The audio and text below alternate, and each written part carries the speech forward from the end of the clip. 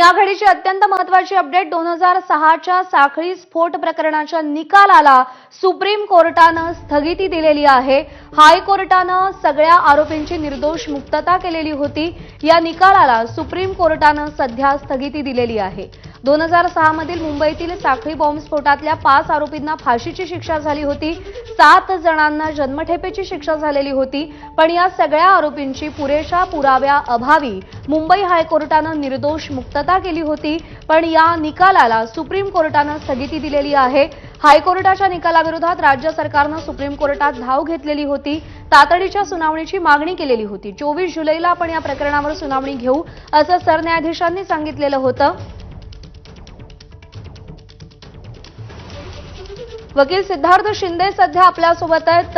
शिंदेजी, एक अत्यंत महत्त्वाचा निर्णय सुप्रीम कोर्टानं घेतलेला आहे। काय म्हटलंय कोर्टानं, काय निरीक्षण नोंदवली आहे? बघा, राज्य सरकारचं म्हणणं होतं, राज्य सरकारसाठी solicitor general Tushar Mehta appear झाले। ते म्हणले जरी आता हे जे कॉन्व्हिक्ट्स आहेत त्यांना बाहेर, ते जेलच्या बाहेर आहेत, तर त्यांना जेलमध्ये परत येण्याचा प्रश्न नाहीये, पण ते म्हणले की ही जी जजमेंट आहे ती दुसऱ्या मकोका ट्रायलमध्ये वापरली जाईल आणि राज्य सरकारला आणि पोलिसांना त्याच्यात नुकसान होऊ शकतं। त्यामुळे ह्या जजमेंटला स्थगिती दिलेली आहे। पण स्थगिती जरी दिलेली असली तरी हे जे 11 जणांना सोडण्यात आलंय ते जेलच्या बाहेरच राहतील।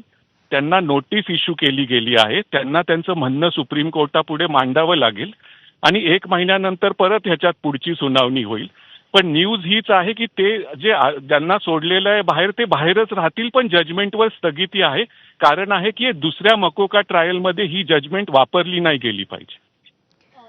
जर या जजमेंटला, हायकोर्टाच्या निर्णयाला स्थगिती दिली गेलेली असेल तर तो यापुढे आता ग्राह्य धरला जाणार नाही, आणि असं जर असेल तर पुढे आता पोलिसांना कारवाईचा किंवा शोध घेण्यासंदर्भात काही प्रक्रिया करण्याचा मार्ग मोकळा होतो का? हो, ग्राह्य धरला जाणार नाही, म्हणजे कारण ते वापरलं गेलं असतं आणि दुसरे आरोपी पण ह्याच कारणामुळे, म्हणजे कारण काय होते बॉम्बे हायकोर्टाचे की साक्षीदारांच्या सह्या मॅच नव्हत्या होत, कॉपी पेस्ट झालेलं आहे, इन्व्हेस्टिगेशन नीट झालेलं नाहीये, तर हे सगळं दुसऱ्या ह्याच्यात वापरलं जाईल आणि पोलिसांना, राज्य सरकारला त्याचं नुकसान होऊ शकतं। तर त्यापुरतं आता बघा, खरी स्थगिती काय असती? स्थगिती म्हणजे त्यांना परत जेलमध्ये जावं लागेल, पण तसं सुप्रीम कोर्टाने केलेलं नाही। ते बाहेरच राहतील, फक्त जजमेंटला स्थगिती असेल आणि त्यामुळे राज्य सरकारला आणि पोलिसांना दुसऱ्या ट्रायल्समध्ये अडचण येणार नाही।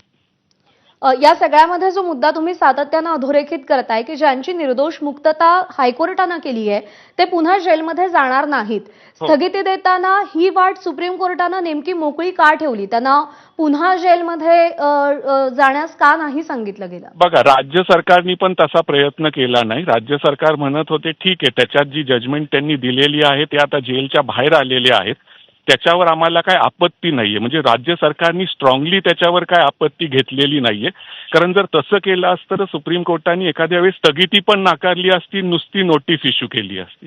तर राज्य सरकारने व्यवस्थितपणे मांडून असं सांगितलं आहे की दुसऱ्या ट्रायलला अफेक्ट व्हायला पाहिजे नाही। बरेच मकोकाचे ट्रायल चालू आहेत कथित आतंकवाद्यांविरुद्ध, दुसऱ्या लोकांविरुद्ध, तर त्याला अफेक्ट व्हायला पाहिजे नाही।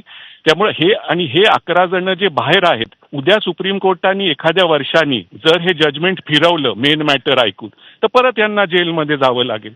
पण त्याला अजून काही वेळ आहे, तुर्तास ते बाहेरच राहतील।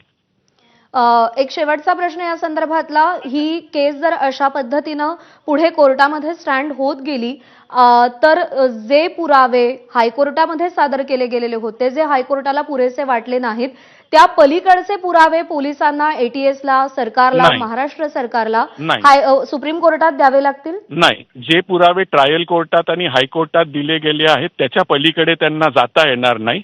पण कशी हायकोर्टाने ह्याच्यात चूक केली आहे, जेव्हा मेन आर्ग्युमेंट होईल त्याच्यात महाराष्ट्र सरकार हे पॉइंट आउट करू शकेल की ह्याच्यात हायकोर्टाने कशी चूक केलेली आहे। नवीन पुरावे आता त्यांना नाही जोडता येणार ह्या मॅटरमध्ये, ट्रेन ब्लास्ट संबंधी।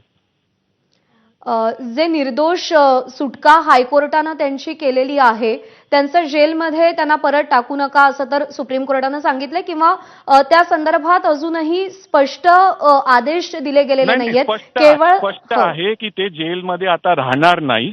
आणि जर उद्या सुप्रीम कोर्टाने काही महिन्यांनी किंवा वर्षांनी हे प्रकरण ऐकलं आणि जर सुप्रीम कोर्टाला त्यावेळेस सगळे पुरावे बघून वाटलं नाही ठीक आहे यांना परत जेलमध्ये टाकण्यात यावं, तर ते होऊ शकतं।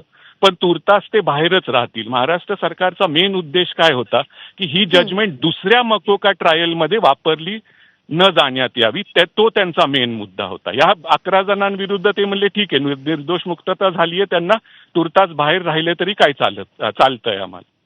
ठीक आहे सर, आभार आपले. आपण सविस्तर विश्लेषण केलं आणि माहिती दिली त्यासाठी.